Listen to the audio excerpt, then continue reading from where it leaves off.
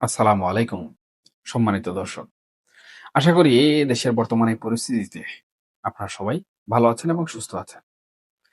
আজকে আমি আপনাদের সাথে এমন একটি বিষয় নিয়ে কথা বলতে এসেছি, যা আমি মনে করি এই মুহূর্তে বাংলাদেশের রাজনীতিতে সবচেয়ে আলোচিত এবং একই সাথে রহস্যময় একটি অধ্যায়। সুপ্রিয় দর্শক, আপনারা নিশ্চয়ই ইতিমধ্যে খেয়াল করেছেন সারা দেশে হঠাৎ করেই যেন একটা অস্বাভাবিক রাজনৈতিক তৎপরতা শুরু হয়েছে। বিশেষ করে ছাত্রলীগের এই যে নতুন করে কমিটি গঠন এবং প্রকাশ্যে তাদের কর্মকাণ্ড, এটা কিন্তু শুধু একটা খবরের শিরোনাম নয়। এর গভীরে কিন্তু লুকিয়ে আছে এমন কিছু সমীকরণ, আমি মনে করি, যা আগামী দিনের রাজনীতিতে এক বিশাল মেরুকরণের কিন্তু ইঙ্গিত দিচ্ছে। সুপ্রিয় দর্শক, একটু ভেবে দেখুন, কয়েক মাস আগেও কিন্তু এমন একটা ধারণা প্রতিষ্ঠিত হয়ে গিয়েছিল যে আওয়ামী লীগ বোধহয় মুসলিম লীগের মতোই ইতিহাসের পাতায় একদম চিরতরে পুরোপুরিভাবে হারিয়ে যাচ্ছে। অনেকেই কিন্তু ভেবেছিলেন এরা আর কখনো ঘুরে দাঁড়াতে পারবে না। কিন্তু রাজনীতিতে আসলে শেষ কথা বলে কোনো কিছু নেই। ইতিহাস কিন্তু আমাদের শেখায় রাজনীতির মঞ্চে দৃশ্যপট বদলাতে খুব একটা বেশি সময় লাগে না। এই যে ছাত্রলীগের প্রকাশ্যে মিটিং, মিছিল, এমনকি ইন্টারনেটে তাদের প্রচার প্রচারণা, এসব কিন্তু শূন্য থেকে শুরু হয়নি। এর পেছনে নিশ্চয়ই এমন কোনো বড় চালিকা শক্তি আছে, যা আসলে আমাদের চোখের আড়ালে খুব সূক্ষ্মভাবে কাজ করে যাচ্ছে। দর্শক, আমাদের বুঝতে হবে বর্তমান সরকারের এই সময়ে এসে রাজনৈতিক দলগুলোর মধ্যে কি ধরনের অসম প্রতিযোগিতা চলছে। ধরুন বিএনপির কথা, জনসমর্থনের কথা যদি বলেন, তাদের অবস্থান এক অনন্য উচ্চতায়। বিশাল তাদের জনসমর্থন, ঠিক যেন এক বিশাল হাতির মতো। কিন্তু হাতি যতই বিশাল হোক না কেন, শিকারে সে কিন্তু বাঘ বা সিংহের মতো ক্ষিপ্ত নয়। নিজেকে রক্ষা করবে বা গুছিয়ে আক্রমণ করার সেই কৌশলগত দক্ষতা কিন্তু তাদের মধ্যে আমরা বর্তমান সময়ে এসে খুব একটা কিন্তু দেখি না, অথবা দেখতে পাচ্ছি না। অন্যদিকে জামাতে ইসলামের দিকে তাকালে আপনি ভিন্ন এক চিত্র কিন্তু দেখতে পাবেন।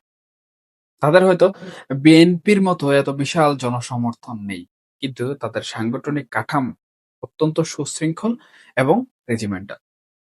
তাদের কর্মীরা ডেডিকেটেড এবং তাদের যে অর্থনৈতিক ভিত্তি, তা যে কোনো রাজনৈতিক দলের জন্য ঈশ্বরীয়। তাদের আপনি তুলনা করতে পারেন এক অতি উচ্চ মাপের শিকারী বাঘের সাথে। বাঘ কিন্তু জানে হাতি কোথায় আঘাত করলে তাকে ঘায়েল করা যায়। এখানেই আসে কৌশলগত সেই সক্ষমতা প্রশ্নটি। সুপ্রিয় দর্শক, আন্তর্জাতিক কূটনীতির সমীকরণটাও কিন্তু এখানে খুবই গুরুত্বপূর্ণ। আপনি যদি খেয়াল করেন, বহির্বিশ্বে বিএনপির কিন্তু সেই অর্থে কোনো কৌশলগত বন্ধু বর্তমান সময়ে নেই। কিন্তু জামাতে ইসলামের কথা একবার চিন্তা করুন। পাকিস্তান, তুরস্ক, ইরান, চীন বা মধ্যপ্রাচ্যের অনেক দেশের সাথে কিন্তু তাদের অত্যন্ত চমৎকার একটি সম্পর্ক রয়েছে। শুধু তাই নয়, তাদের নিজস্ব যে অর্থনৈতিক ভিত্তি, তার মাধ্যমেও তারা এই সম্পর্কগুলো অত্যন্ত নিপুণভাবে ধরে রাখতে কিন্তু পুরোপুরিভাবে সক্ষম। আর এদিকে আওয়ামী লীগের আন্তর্জাতিক সম্পর্কের জায়গাটা আমি মনে করি রীতিমতো বিস্ময়কর। ক্ষমতা হারালেও ভারতের মতো একটি বড় দেশের সাথে তাদের কৌশলগত মিত্রতা কিন্তু এখনো পুরোপুরিভাবে টিকে আছে। শুধু ভারত নয়, রাশিয়া, এমনকি আমেরিকার সাথেও তাদের সম্পর্ক কিন্তু একেবারে শেষ হয়ে যায়নি। একটু খেয়াল করলেই আপনারা দেখবেন আওয়ামী লীগের অনেক নেতাকর্মী কিন্তু এখনো ইউরোপ, আমেরিকায় বেশ স্বাচ্ছন্দ্যেই ঘুরে বেড়াচ্ছে। সেখানে রাজনৈতিক কর্মকাণ্ড পরিচালনা করছে। তাছাড়া মধ্যপ্রাচ্যের দেশগুলো যেমন কাতার বা সৌদি আরবের সাথে তাদের যে ব্যক্তিগত এবং রাষ্ট্রীয় সম্পর্ক তৈরি হয়েছিল, তা কিন্তু রাতারাতি মুছে যাওয়ার মতো নয়। সৌদি আরব তো বাংলাদেশে বিশাল বিনিয়োগের পরিকল্পনাও করেছিল। আরবদের একটা বড় বৈশিষ্ট্য হলো তারা বিপদের দিনের বন্ধুকে সহজে কিন্তু কোনোভাবেই ভুলে যায় না। এখন প্রশ্ন হলো, এই যে অভ্যন্তরীণ দুর্বলতা আর আন্তর্জাতিক এই বিশাল সমীকরণ, এসবের মধ্যে বর্তমান সরকার বা বিরোধী জোটগুলোর অবস্থান আসলে ঠিক কোথায়? আসলে এই মুহূর্তে একটা বিশাল রাজনৈতিক শূন্যতা কিন্তু তৈরি হয়ে গেছে বাংলাদেশের রাজনৈতিক মঞ্চে। আইএমএফ এর মতো আন্তর্জাতিক সংস্থাগুলো ঋণ ছাড় নিয়ে টালবাহানা, আবার চীনের সাথে সম্পর্কের টানাপোড়েন, সব মিলিয়ে একটা অস্থির অবস্থা কিন্তু বিরাজমান। আর ঠিক এই শূন্যতার জায়গাতেই কিন্তু রাজনৈতিক দাবা খেলায় আবারও নতুন করে কিন্তু চাল দেয়া হচ্ছে। সুপ্রিয় দর্শক, এমন একটা পরিস্থিতিতে আওয়ামী লীগের সাথে যদি বিএনপি বা জামাতের কোনো ধরনের নীরব সমঝোতা হয়, তাতে অবাক হওয়ার কিছু আসলে থাকবে না। ধরুন, জামাত যদি মনে করে তাদের আগামী দিনের রাজনীতির জন্য বা ক্ষমতার লড়াইয়ে টিকে থাকার জন্য আওয়ামী লীগের মতো একটি দলের কিছু সমর্থন বা তাদের নেটওয়ার্কটা ব্যবহার করা প্রয়োজন, তারা কিন্তু সেই পথে হাঁটতে পারে। আবার বিএনপিও কিন্তু ভাবতে পারে যে আওয়ামী লীগকে যদি তারা পুরোপুরি মাঠ থেকে সরিয়ে দেয়, তাহলে হয়তো তাদের একাই জামাতের মতো একটি সুসংগঠিত শক্তির মুখোমুখি হতে হবে। তার চেয়ে বরং আওয়ামী লীগ আর জামায়াতকে যদি মাঠে ছেড়ে দেয়া যায়, তাহলে তারা নিজেদের মধ্যে ১৯৭১-এর মুক্তিযুদ্ধ বা অন্যান্য ঐতিহাসিক যে ইস্যুগত দ্বন্দ্ব রয়েছে, সেই ইস্যুগত দ্বন্দ্ব নিয়ে লিপ্ত থাকবে। আর বিএনপি তখন খুব সহজেই ক্ষমতার রাজনীতির ফসল তাদের নিজেদের গড়ে তুলতে পারবে। এই যে একটি সিস্টেম, এই যে একটি ফর্মুলা, এই ফর্মুলা বর্তমান সময়ে বাংলাদেশের রাজনীতিতে কতটা আসলে প্রভাব বিস্তার করছে, সেটা এখন দেখার বিষয়। এই যে আমি প্রথমে বললাম ছাত্রলীগ কমিটি নিচ্ছে বা ছাত্রলীগ প্রকাশ্যে রাজনীতির মাঠে অবস্থান করছে। আপনি কি মনে করছেন এটা শুধুমাত্র তাদের নিজেদের সাহসের ফসল? যদি তাদের নিজেদের সাহসের ফসল হতো, তাহলে ৫ই আগস্টের পর বিগত যে অন্তর্বর্তীকালীন সরকারের শাসনামল ছিল, সেই শাসনামলে তারা এতটা তৎপর কেন হলো না? এই প্রশ্ন কিন্তু থেকে যায়। তখন কিন্তু আমরা এতটা তৎপরতা দেখিনি এই সংগঠনের মধ্যে। তবে যেই নতুন সরকার এসেছে বা বিএনপি সরকার এসেছে, তখনই কিন্তু তাদের তৎপরতা বহুগুণে বেড়ে গেছে। এখানে আলোচনার খাতিরে আরেকটি ছোট্ট বিষয় আমি উল্লেখ করতে চাই। সেটি হচ্ছে সম্প্রতি ছাত্রলীগের সভাপতি সাদ্দাম হোসাইন তিনি কিন্তু একটি স্পষ্ট বার্তা সরকারের উদ্দেশ্যে দিয়েছেন, যেটি সামাজিক যোগাযোগ মাধ্যমে ব্যাপক ভাইরাল হয়েছে। সেখানে তিনি বেশ কিছু দাবি-দাবার কথা বলেছেন এবং উল্লেখ করেছেন যে বিগত আওয়ামী লীগ সরকারের সময় অর্থাৎ তাদের দল যখন ক্ষমতায় ছিল, তখন তারা ছাত্রদল কিংবা বিএনপির সকল প্রকার কর্মসূচিকে মেনে নিয়েছে। তারা বাধা দেয়নি। হয়তো রাজনৈতিক মতবিরোধ ছিল, রাজনৈতিক দ্বন্দ্ব ছিল, লড়াই ছিল। কিন্তু তাদেরকে নিষিদ্ধ করেনি বা তাদেরকে কোন প্রকার বাধা বিপত্তিও দেয়নি। এমনকি কলেজ বিশ্ববিদ্যালয় যেগুলো ছিল, সেই কলেজ বিশ্ববিদ্যালয়গুলোতে তারা এক টেবিলে বসে চাও নাকি খেয়েছেন। অবশ্য উনার কথা অনুযায়ী আমি বলছি খেয়েছেন। কিন্তু বাস্তবতা হলো তারা কিন্তু উভয় দলই পারস্পরিক সুসম্পর্ক বজায় রেখে বাংলাদেশের রাজনীতিতে ছিলেন। এখন ছাত্রলীগকে নিষিদ্ধ করা হয়েছে। তাই বর্তমান সরকারকে ছাত্রলীগের সভাপতি কর্তৃক যে বার্তা দেওয়া হয়েছে সেটি অত্যন্ত স্পষ্ট। এবং সেই বার্তার সারমর্ম হচ্ছে যদি ছাত্রলীগের যে গণতান্ত্রিক অধিকার রয়েছে, সেই গণতান্ত্রিক অধিকার যদি সরকার ফিরিয়ে না দেয়, তারা এই যে গণতান্ত্রিক অধিকার, সেই গণতান্ত্রিক অধিকার ফিরিয়ে পাওয়ার জন্য বা সেই গণতান্ত্রিক অধিকার আদায় করার জন্য মাঠে আরো কঠোর হবে। এই যে একটি স্পষ্ট বার্তা, এই স্পষ্ট বার্তা থেকে কিন্তু একটি ইঙ্গিত পাওয়া যায়। সেটি হচ্ছে আগামী কয়েকদিনের মধ্যে বাংলাদেশের রাজনীতিতে হয়তোবা বড় কোনো ঝড় আসতে চলেছে। অথবা আমরা একটি বড় পরিবর্তন দেখতে পাবো। এখন সেটি কি কোনো আন্দোলন সংগ্রামের হবে নাকি সেটি কোনো সমঝোতা হবে? কারণ ইতিমধ্যে কিন্তু সমঝোতার ইঙ্গিতগুলো আমরা দেখতে পাচ্ছি। তবে কার সাথে কার সমঝোতা হচ্ছে সেটি কিন্তু এখন পর্যন্ত বলা যাচ্ছে না বা বলা মুশকিল। দেখুন সুপ্রিয় দর্শক, রাজনীতিতে এই ধরনের স্ট্র্যাটেজি কিন্তু নতুন কিছু নয়। ইতিহাস ঘাটলে আমরা কিন্তু দেখতে পাই সংখ্যায় কম হয়েও সাদ্দাম হোসেন কিভাবে ইরাক শাসন করেছেন, কিংবা ইসরায়েল কিভাবে তাদের প্রযুক্তি, অর্থ আর আন্তর্জাতিক মিত্রদের সহায়তায় পুরো বিশ্বকে এক কথায় দাপিয়ে বেড়াচ্ছে। তাই শুধু জনসমর্থন থাকলেই যে ক্ষমতায় যাওয়া বা টিকে থাকা যায়, ব্যাপারটা কিন্তু মুঠেও এত সহজ বিষয় নয়। আমি আপনাদের শুধু এতটুকুই বলতে পারি, বিনা কারণে কিন্তু কিছুই ঘটে না। এই যে ছাত্রলীগের হঠাৎ করে জেগে ওঠা, এর পেছনে নিশ্চিতভাবেই সুদূর প্রসারী কোনো একটি বড় পরিকল্পনা রয়েছে। এবং আমি যে পরিবর্তনের কথা বললাম, আপনারা হয়তো আগামী কয়েক সপ্তাহ বা ১ মাসের মধ্যেই, বিশেষ করে এই মে মাসের শেষের দিকে কিংবা কুরবানিদের আগে অথবা পরে এমন কিছু রাজনৈতিক মেরুকরণ দেখতে পাবেন, যা হয়তো অনেকেই বর্তমান সময়ে বা এখন কল্পনাও করতে পারছেন না। আন্তর্জাতিক মহলের মনোভাব, সরকারের বিভিন্ন কর্মকাণ্ড, এসব যখন একটু একটু করে স্পষ্ট হতে শুরু করবে, তখন এই পুরো রাজনৈতিক নাটকের পেছনের চিত্রটা কিন্তু আপনাদের এবং আমাদের কাছে খুব সহজে জলের মতো পরিষ্কার হয়ে যাবে।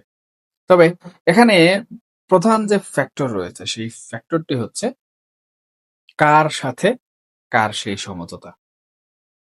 এখন ধরুন আওয়ামী লীগ এবং জামাতের সাথে যদি সমঝোতা হয়, তাহলে এখানে আসলে ক্ষতিটা কার বেশি হবে? এখানে চোখ বন্ধ করে বলা যায় সরকার দলের ক্ষতি হবে। কারণ আমরা দেখতে পাচ্ছি বর্তমান সময়ে কিন্তু বিরোধী দল জামাত রয়েছে। তাদের সাথে তাদের এনসিপি রয়েছে এবং জোট যেগুলো রয়েছে সেগুলো। তারা কিন্তু রীতিমতো সরকারকে নানা বিষয়ে চাপে ফেলার চেষ্টা করছে। এবং এই যে চাপে ফেলার চেষ্টা, এই চাপে ফেলার চেষ্টার মূল উদ্দেশ্যটা কি? মূল উদ্দেশ্যটাই হচ্ছে সরকার যেন ব্যর্থ হয় এবং জনগণের কাছে যেন তাদের গ্রহণযোগ্যতা হারায়। তবে এই যে আওয়ামী লীগ এবং জামাতের মধ্যে সমঝোতা, এটি আসলে আমি মনে করি আমার বর্তমান যে পর্যবেক্ষণ, সেই পর্যবেক্ষণ থেকে আমি বলতে পারি এটি এক কথায় অসম্ভব। তবে এটাও সত্যি, রাজনীতিতে অসম্ভব বলে কিছু নেই, আবার রাজনীতিতে চিরস্থায়ী শত্রু বলেও কিছু নেই। তবে জুলাই, আগস্ট কিংবা আওয়ামী লীগের পতনের প্রেক্ষাপটে জামাতের যে ভূমিকা, সেই ভূমিকার আলোকে কিন্তু এটা আসলে ধরেই নেয়া যায় যে বর্তমান সময়ে আওয়ামী লীগ কিংবা জামাতের মধ্যে কোন ধরনের সমঝোতা না হওয়াটা খুবই স্বাভাবিক বিষয়। তাহলে এখানে সমঝোতা হওয়ার সম্ভাবনা কার সাথে রয়েছে? বিএনপির সাথে। কারণ কারণ হচ্ছে বর্তমান সময়ে আমি যেভাবে বললাম যে বিরোধী দল চাচ্ছে সরকারের ব্যর্থতাগুলো সামনে নিয়ে আসতে এবং জনগণের কাছে তাদের গ্রহণযোগ্যতা শূন্যের কোঠায় নিয়ে আসতে। কিন্তু বিএনপির পক্ষে তাদের যে স্ট্র্যাটেজি, সেই স্ট্র্যাটেজি দিয়ে একা কিন্তু এই বিরোধী দলকে সামাল দেওয়া সম্ভব নয়। তারা হয়তোবা সংখ্যায় কম, কিন্তু তাদের যে স্ট্র্যাটেজি সেটা কিন্তু অনেক শক্ত এবং মজবুত। এবং সেই স্ট্র্যাটেজির কাছে বিএনপির স্ট্র্যাটেজি আমি মনে করি কিছুই না। তাহলে বিএনপির এমন একটি শক্তি দরকার, এমন একটি পাওয়ারফুল সোসাইটি দরকার, যে সোসাইটি জামাতের সমপরিমাণ স্ট্র্যাটেজি রাখে, এমনকি তাদের জনবল, বাহুবল, পেশিবল এবং মনস্তাত্ত্বিক যে বল, ম্যান পাওয়ার, উইল পাওয়ার সবকিছু মোটামুটি জামাতের সমপরিমাণ বা জামাতের থেকে বেশি থাকে। এবং আমি এটি বিশ্বাস করি আওয়ামী লীগের মধ্যে বা ছাত্রলীগের মধ্যে এমন অনেক মেধাবী নেতৃত্ব রয়েছেন, এমন অনেক ব্যক্তিবর্গ রয়েছেন যারা প্রকৃতপক্ষে জামাতের এই মেধা শক্তিকে টক্কর দেওয়ার মতো ক্ষমতা রাখেন, যেটা বিএনপির ছাত্র সংগঠন, ছাত্র দলের মধ্যে নেই। সুতরাং এটাই হচ্ছে বিএনপির জন্য একটি মোক্ষম সময় আওয়ামী লীগের সাথে বা আওয়ামী লীগের ছাত্র সংগঠনের সাথে গোপন সমঝোতায় যাওয়া। এখন গোপন সমঝোতায় গিয়ে যে মেরুকরণের কথা আমরা বলছি, সেই মেরুকরণ আসলে কি হতে পারে? দেখুন, ছাত্রলীগের সভাপতির সরকারকে সরাসরি যে কড়া কথা বলা এবং বর্তমান সময়ে তাদের যে কর্মকাণ্ড, কর্মসূচি, বিএনপির বর্তমান যে অবস্থান এবং বিরোধী দলের বর্তমান যে অবস্থান, তাতে কিন্তু মনে হচ্ছে যে ছাত্রলীগের উপর থেকে অথবা আওয়ামী লীগের উপর থেকে যে নিষেধাজ্ঞাটি রয়েছে, অর্থাৎ যে গণতান্ত্রিক অধিকারের কথা ছাত্রলীগের সভাপতি বলে যাচ্ছেন বারবার, বা তিনি সর্বশেষ যেটি বলেছেন যে আদায় করে নিতে তারা মাঠে নামবে। এখন আদায় করে নিতে মাঠে নামা মানেই কিন্তু রাজপথ উত্তপ্ত হওয়া। আর রাজপথ উত্তপ্ত হওয়া মানেই কিন্তু সরকারের জন্য এটি একটি বড় চ্যালেঞ্জিং বিষয়। কারণ রাজপথ উত্তপ্ত হওয়া, রাজনীতি উত্তপ্ত হওয়া মানেই কিন্তু দেশের মানুষের মধ্যে ভয়ভীতি, আতঙ্ক সৃষ্টি হওয়া এবং দেশ অস্থিতিশীল হওয়া। বর্তমানে তারা দেশ গুছানোর চেষ্টা করছে। এমত অবস্থায় যদি রাজপথে আন্দোলনের গুটি দানা বাঁধতে শুরু করে, তাহলে সেটিও কিন্তু আর কোনোভাবেই সম্ভব হবে না। দেশ স্থিতিশীল করা তাদের পক্ষে আরো অনেক কঠিন হয়ে যাবে। এমত অবস্থায় যদি এই নিষেধাজ্ঞা বা গণতান্ত্রিক অধিকার ফিরিয়ে দেওয়ার যে প্রক্রিয়া, সেই প্রক্রিয়ায় যদি বিএনপি যেতে রাজি হয়ে যায়, তাহলে এখানে রাজপথ যেমন নীরব থাকবে, তেমনি যারা গণতান্ত্রিক অধিকার আদায়ের জন্য মাঠে নামতে চাইছে বা সরকারকে সরাসরি বলছে যে আপনারা আমাদের অধিকার ফিরিয়ে দিন, তারা নীরব হয়ে এই সমঝোতাটুকু মেনে নেবে। এর পরবর্তীতে যেটা রয়েছে সেটা হচ্ছে আইনি প্রক্রিয়া। আইনি প্রক্রিয়ায় সরকার অবশ্যই সেই সমঝোতার কারণেই বর্তমান সময়ে যারা নিষেধাজ্ঞাধীন দল রয়েছেন বা পতিত আওয়ামী লীগ রয়েছে, তাদেরকে সহযোগিতা করবে।